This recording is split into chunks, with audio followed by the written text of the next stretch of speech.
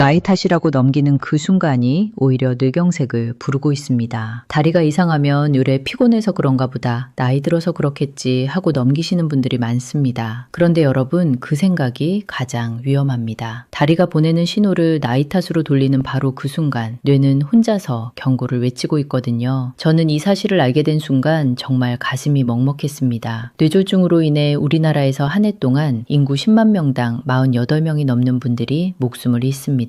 뇌혈관 질환이 사망 원인 4위입니다. 그런데 더 충격적인 사실이 있습니다. 성인 10명 중 4명은 뇌졸중 조기 증상을 전혀 모릅니다. 2024년 질병관리청 조사 결과입니다. 모르니까 신호가 와도 그냥 넘기다가 골든타임을 놓치는 겁니다. 허혈성 뇌졸중 환자 중 3시간 반 안에 병원에 도착한 사람이 고작 4명 중 1명을 불과했습니다. 65세 이상에서 뇌졸중 발생 후 1년 안에 돌아가시는 분이 3명 중 1명꼴이 되는 이유가 바로 여기 있습니다. 이건 단순히 나이 드는 문제가 아닙니다. 뇌가 보내는 마지막 경고입니다. 많은 분들이 뇌경색하면 얼굴이 한쪽으로 내려앉거나 말이 갑자기 어눌해지는 걸 떠올리십니다. 물론 그것도 뇌경색의 신호입니다. 그런데 그런 증상들은 이미 상당히 진행된 상태에서 나타나는 경우가 많습니다. 다시 말해 늦은 신호라는 겁니다. 더 일찍 몸이 보내는 첫 번째 경고는 대부분 다리에서 옵니다. 얼굴이 아니라 다리에서요. 그걸 모르고 나이 탓으로 돌리는 분들이 너무 많습니다. 오늘 이 영상을 끝까지 보시면 그 신호가 무엇인지, 어떻게 구별하는지, 그리고 지금 당장 집에서 무엇을 할 수 있는지까지 전부 알게 되십니다. 지금부터 그 놀라운 의학적 이유를 아주 쉽게 설명해 드리겠습니다. 자, 이제 본론으로 바로 들어가겠습니다. 왜 하필 다리일까요? 뇌에 문제가 생기는데 왜 얼굴이나 팔이 아니라 다리에서 먼저 신호가 올까요? 많은 분들이 이 부분을 모르십니다. 여러분, 오래된 고층 아파트를 한번 떠올려 보십시오. 수압이 약해지면 어디부터 물이 안 나옵니까? 꼭대기층부터 먼저 끊기죠. 1층은 멀쩡한데 꼭대기층은 물이 졸졸 나오다가 결국 끊겨버립니다. 우리 몸도 마찬가지입니다. 심장에서 나온 혈액이 온몸을 돌아야 하는데 다리는 심장에서 가장 멀고 중력을 거슬러 올라가야 하는 부위입니다. 그러니 혈액 공급이 조금만 불안정해져도 가장 먼저 다리에서 이상이 나타나는 겁니다. 마치 수압 약한 아파트 꼭대기층처럼요. 저도 처음 이 원리를 공부했을 때 정말 놀랐습니다. 그런데 여기서 더 중요한 사실이 하나 더 있습니다. 우리 뇌는 좌우가 교차해서 몸을 조절합니다. 왼쪽 뇌가 오른쪽 몸을, 오른쪽 뇌가 왼쪽 몸을 담당하는 구조입니다. 진화 과정에서 생긴 우리 신경계의 특징인데요. 뇌에서 내려가는 운동신경과 올라오는 감각신경이 목뼈 부분에서 교차하기 때문입니다. 그래서 왼쪽 뇌혈관에 이상이 생기면 오른쪽 다리에 먼저 증상이 나타납니다. 반대로 오른쪽 뇌혈관이 문제면 왼쪽 다리가 이상해집니다. 게다가 다리는 걷기, 균형 잡기, 방향 전환, 장애물 피하기까지 수십 가지 복잡한 동작을 동시에 처리합니다. 이 모든 동작을 뇌의 여러 부위가 함께 조율해야 하기 때문에 뇌혈관에 작은 이상만 생겨도 이 복잡한 협업 시스템이 흐트러지면서 다리 쪽에서 제일 먼저 티가 납니다. 이것이 바로 다리가 뇌보다 먼저 이상을 알아채는 실체입니다. 결국 다리는 뇌 건강에 가장 정직한 거울인 셈입니다. 다리가 이상하면 뇌를 먼저 의심하십시오. 여러분 혹시 이런 생각 드시지 않습니까? 그럼 다리만 잘 살피면 뇌경색을 미리 알 수 있다는 건가? 네, 정확히 맞습니다. 이 원리를 이해하셨다면 이제 그 신호가 정확히 어떤 형태로 오는지, 단순한 피로나 나이 탓과 어떻게 구별하는지 하나씩 짚어드리겠습니다. 자, 그런데 여러분, 여기서 정말 중요한 포인트가 하나 더 있습니다. 다리 신호가 온다는 걸 알더라도 어떤 신호인지를 모르면 결국 또 나이 탓으로 넘기게 됩니다. 지금부터 말씀드리는 내용 중에 혹시 나도 그런 적 있는데 싶은 부분이 있으시면 반드시 메모해 두십시오. 첫 번째는 한쪽 다리에만 갑자기 힘이 빠지는 겁니다. 계단을 오르다가 오른쪽 다리에만 갑자기 힘이 쑥 빠진 적 있으십니까? 의자에서 일어서려는데 한쪽 다리만 말을 안 듣는 적이요. 아니면 평소엔 잘 걷다가 갑자기 한쪽 다리가 휘청한 적은요. 많은 분들이 오늘 피곤해서 그런가 보다, 어제 잠을 못 자서 그런가 보다 하고 넘기십니다. 그런데 단순 피로로 다리가 약해지는 건 양쪽이 함께 서서히 일어납니다. 걸으면 걸을수록 점점 더 지쳐가는 양상으로 나타나죠. 하지만 뇌혈관 문제로 오는 힘 빠짐은 완전히 다릅니다. 한쪽에만 갑자기 전기 코드를 뽑은 것처럼 뚝 옵니다. 쉬어도 금방 회복이 안 되고 같은 쪽에서 반복됩니다. 오늘 오른쪽 다리가 이상했는데 내일도 오른쪽 다리가 이상한 겁니다. 이게 핵심입니다. 두 번째는 발바닥 감각이 이상해지는 겁니다. 맨발인데 두꺼운 양말을 신은 것 같은 느낌, 발바닥에 솜을 깔고 걷는 것 같다는 느낌, 발이 남의 발 같다는 느낌이 드신 적 있으십니까? 많은 분들이 허리가 안 좋아서 그런가 보다 하십니다. 그런데 허리 디스크나 말초신경 문제로 오는 저림은 발끝에서 시작해 천천히 위로 올라오고 허리를 숙이거나 오래 앉아 있을 때 심해졌다가 자세를 바꾸면 나아집니다. 뇌혈관 문제는 다릅니다. 어제까지 멀쩡하다가 오늘 갑자기 한쪽 다리 전체가 이상하고 누워도 앉아도 걸어도 자세와 상관없이 계속됩니다. 어떤 분은 감각이 무뎌지고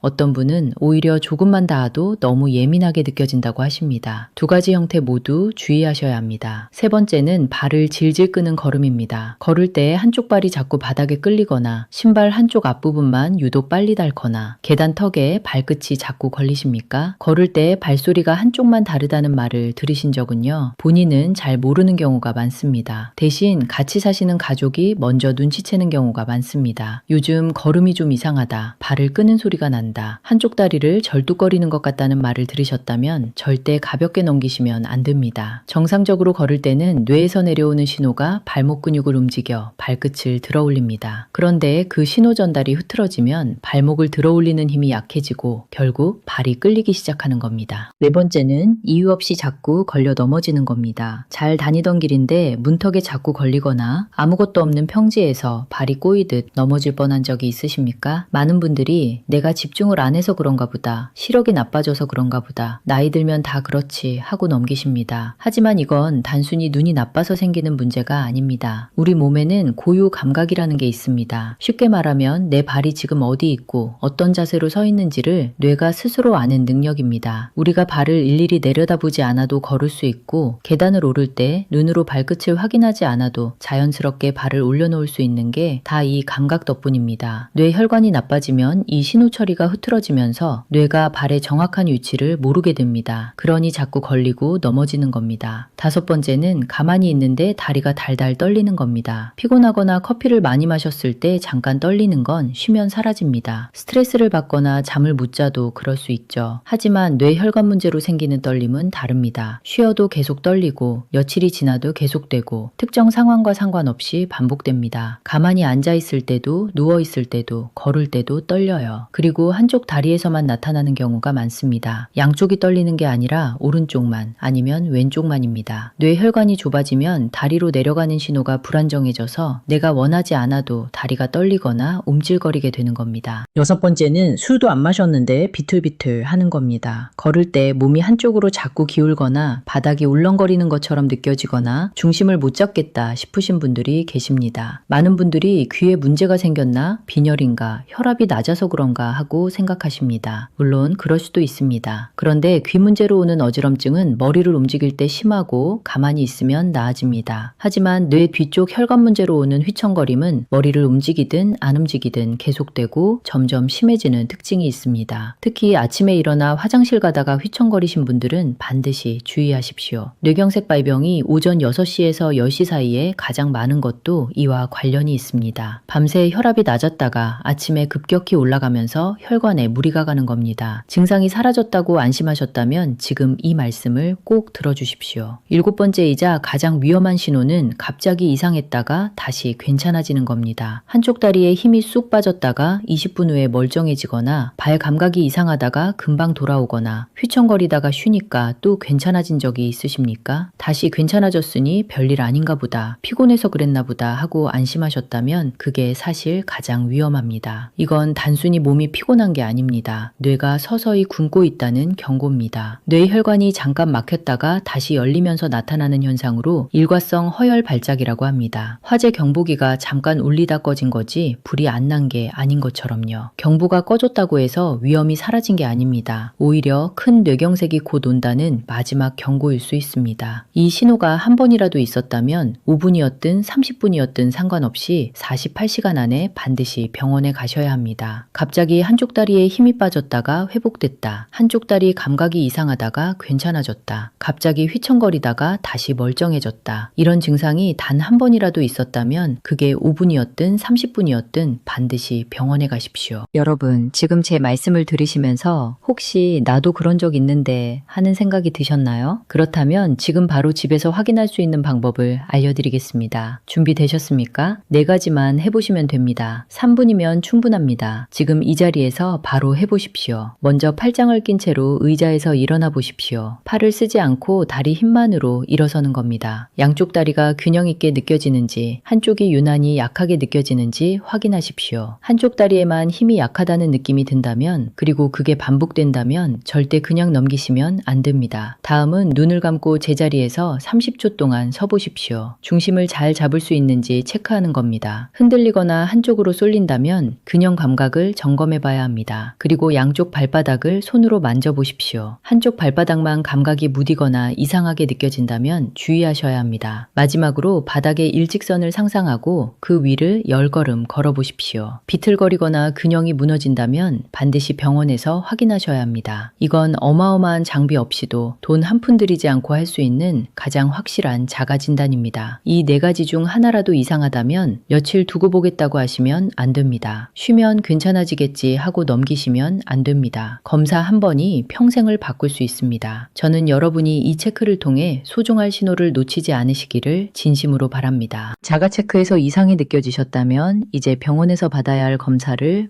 말씀드리겠습니다. 기본적으로 3가지 검사가 필요합니다. 뇌 MRI나 CT로 혈관이 막히거나 좁아진 곳이 있는지 확인하고, 목에 있는 경동맥 초음파로 뇌로 가는 주요 혈관 상태를 보고, 혈액 검사로 혈압, 혈당, 콜레스테롤 수치를 확인합니다. 이 3가지면 뇌경색 위험도를 정확하게 평가할 수 있습니다. 그리고 뇌졸중 환자분들의 위험 인자를 보면 고혈압이 있는 분이 3명 중 2명, 당뇨병이 있는 분이 3명 중 1명이 넘습니다. 혈압과 혈당 관리가 뇌혈관을 지키는 가장 기본이라는 뜻입니다. 혈압계 하나가 뇌혈관을 지킵니다. 매일 같은 시간에 혈압을 재고 기록하는 습관, 그 작은 실천이 뇌경색을 막는 가장 강력한 방패가 됩니다. 또 한 가지 꼭 말씀드리고 싶은 게 있습니다. 전체 뇌졸중의 4건 중 1건은 이미 한 번 겪은 분들에게서 다시 생깁니다. 한 번이라도 이상 신호가 있었다면 끝까지 꾸준히 관리하셔야 합니다. 한 번 겪었다고 끝이 아닙니다. 오히려 더 철저히 지켜야 할 때입니다. 자, 이제 여러분이 오늘 집으로 돌아가셔서 가장 먼저 하실 일을